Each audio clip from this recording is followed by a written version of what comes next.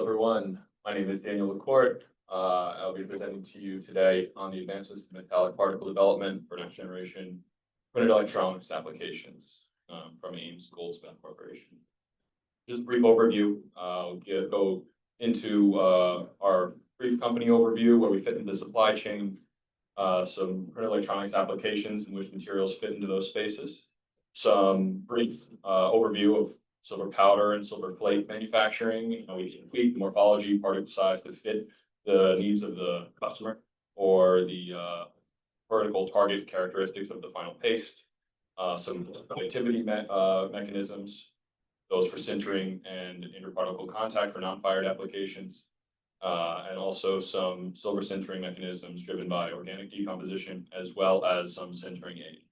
Also some cost-effective alternatives in printed electronics, both in the silver space and some silver-coated copper space. So Ames Goldsmith Corporation, headquartered out of South Glens Falls, New York. We have two largest manufacturing facilities are in Glens Falls and in South Plainfield, New Jersey. This is where we make most of our silver-based materials, also some of our silver, copper, and copper-based materials. Our overall vision is performance materials for a bright future. We stress social responsibility, quality, innovation, customer service, and continuous improvement in the materials that we push to the market.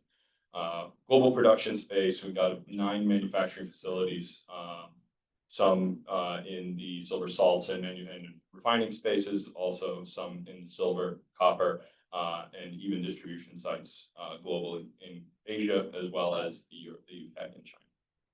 Overview, we have 400 employees, and on a yearly basis, we go through about 135 million troy ounces or 4,500 ton.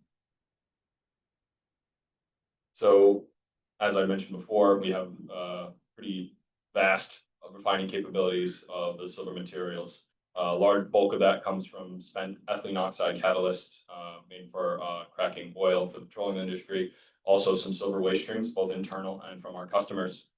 This is then dissolved, melted down into refined silver bars that we do internally. And then that is then created into silver nitrate, which is then used as the lifeblood of our facility to make all of our silver-based materials.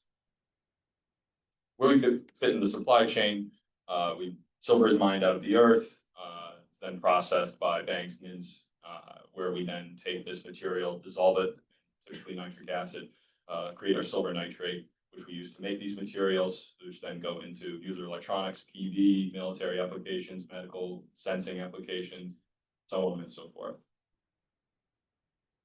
Some applications that we fit into, mainly photovoltaics, newer applications like heterojunction and perovskite solar cell manufacturing, submicron silver particles and flakes fit in very nicely on the sintering side. Also, older or more used PERC and TOPCon for micron size silver particles and flakes that are typically used at high temperature metallization inks.